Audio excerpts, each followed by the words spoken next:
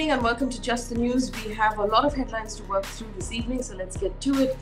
Prices of major cryptocurrencies saw a fall of around 15% last night after news broke that the central government is planning to introduce a cryptocurrency regulatory bill in the winter session of Parliament.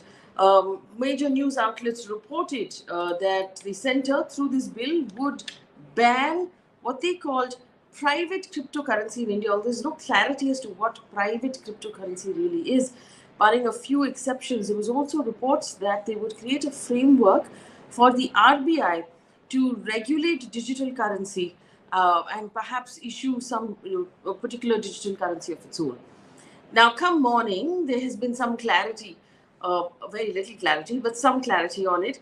NDTV, quoting industry sources, has said a fresh draft of the cryptocurrency regulation will bring regulation, not a ban. News of the regulation came out. Reports said the markets have now begun stabilizing. Bloomberg reported that India is considering a proposal to treat cryptocurrency as a financial asset while safeguarding small investors. So one expects it to be treated a little bit like a commodity. The story, though, has left several questions unanswered. What is private cryptocurrency, for example? How can something like cryptocurrency be banned at all? And what is the government going to do? And where did this information leak from to begin with? Remember, the RBI back in 2018 had banned all, cryptocurrency, but the Supreme Court lifted that ban. Then in 2021, negotiations are on between stakeholders and the central government to bring in a regulation that will put corrupt practices in check. A few days after the Prime Minister announced that the central government will be withdrawing the 3 contentious farm laws, the Cabinet now has approved a bill on the rollback of those laws. This bill, we understand, will be introduced in the winter session of Parliament, which starts on the 29th of November. Meanwhile, farmers continue to protest. They've actually sent an open letter to the Prime Minister with 6 demands. They've said that they will decide their next course of action after the 27th of November. We have a conversation that's been uploaded on our YouTube page. You can find that with Yogendra Yadav on these 6 demands that the farmers have now placed before the government. The Supreme Court today asked the central government and governments of the states of NCR to continue with measures already suggested to tackle air pollution in the national capital. It also sought a statistical method or a model to deal with Delhi's pollution. Justice Chandrachud of the Supreme Court said, and I quote, "The Commission has to set up a scientific study. There has to be a statistical model which says if these steps we take in the next 7 days and given the wind directions, then these are the advantages we can get." The benches of Chief Justice of India, Ramana, Justices D.Y. Chandrachud and Suryakant, further said toxic levels of pollution in the national capital is painting a negative picture of the country for the rest of the world. It said, "This is the national capital. Look at the signal we are sending to the world. You can stop these activities in the anticipation of itself being a dip in air quality." The case will be heard now on the 29th of November. Delhi's Environment Minister today said only trucks and tempos that run on CNG will be allowed to enter Delhi, and those engaged in essential services will be allowed to enter Delhi starting the 27th of November. The ban on the entry of trucks operating other fuels into Delhi will continue until the 3rd of December. The Delhi government had on November 22nd banned the entry of heavy goods vehicles carrying non-essential items into the city to combat air pollution. Meanwhile, Delhi's schools and colleges were shut due to the pollution for 10 days. They will reopen, or they're scheduled to reopen on Monday. Delhi's Environment Minister said air quality in Delhi is improving now. Schools and colleges and educational institutions will open on Monday. Air quality in the national capital has improved marginally. It's still in the very poor category, though. In other news, the National Investigating Agency has arrested human rights activist Khurram Parvez in Srinagar in connection with a case filed against under UAPA and terror funding. Now, the NIA raided his home on Monday before it arrested him. And it also conducted searches in the office of Jammu and Kashmir Coalition of Civil Society. Now, this story is important because there have been calls right now from across the world to release Khurram Parvez because he's a very noted, respected human rights activist. He is a program coordinator of the Jammu and Kashmir Coalition of Civil Society, which is an association or a federation of human rights groups and individuals founded back in the year 2000. He's also the chairperson of the Asian Federation Against Involuntary Disappearances.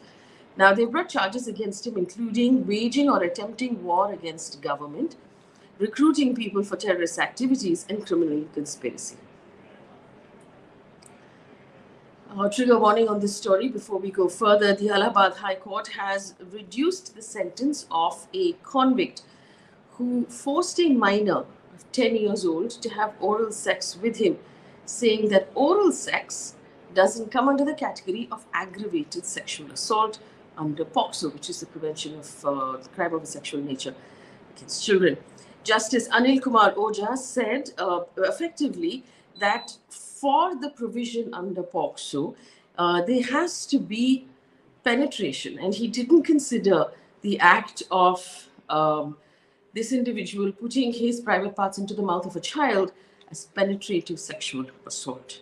He said the crime does not fall into the category of aggravated sexual assault or penetrative sexual assault, which is punishable under Section 4 of the POCSO Act. Now, when you drop Section 4 of the POCSO Act, it then results in a lowered jail term, dropped from 10 years to 7 years. This is a case from 2018 when Sonu Kushwaha had taken a 10-year-old boy inside a temple and given him 20 rupees to perform oral sex on him. Apple has filed a lawsuit against Pegasus spyware maker NSO Group and its parent company OSY Technologies for alleged surveillance and targeting of Apple product users.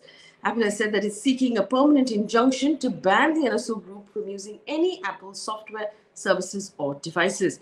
This is the latest in a string of companies and governments who've come after NSO, the maker of Pegasus, that watchdog groups say are targeting human rights workers and journalists. According to PTI, Civil Aviation Secretary Rajiv Bansal has said international flight operations are expected to normalize by the end of this year. Remember, for many places, we're still only operating the Vande Bharat mission and not normal operations just yet. Restrictions were imposed in March last year due to the COVID pandemic. India entered into an air bubble pact with 31 countries, including Canada, France, Germany, Iraq, Japan, the Maldives, UAE, UK, United States, among others. It's likely that all of this will go back to normal by the end of this year. In the meantime, India reported 9,283 COVID cases and 437 deaths in the last 24 hours. News coming in right now from across the world. Magdalena Andersson has become Sweden's first female prime minister. She was the finance minister before this and now will take over as prime minister. She joined now. This makes Sweden one among the other Nordic countries, Norway, Denmark, Finland, and Iceland, who've seen women lead their governments. After her appointment, Ms. Andersson in her speech said, and I quote, "I have been elected Sweden's first female prime minister. I know what it means for girls in our country," end quote. One piece of positive news before we leave you for today. Gujarat's Shival Desai has opened India's first multi-speciality veterinary hospital as completely free of cost in Ahmedabad after he lost his pet dog last year because of a lack of facilities for pets. It's called the Best Buds Pet Hospital. It's a not-for-profit veterinary hospital fully equipped with OT rooms, India's first animal vet ventilator, and a one-stop solution for everything pets related. That brings us to the end of the news. Also remember, today on our YouTube page, we've uploaded a conversation explaining this whole crypto bill and what we understand of it with a couple of experts. Do take a look at that conversation as well, and like our YouTube page or subscribe to our YouTube page as well. Thank you so much for listening. Good night.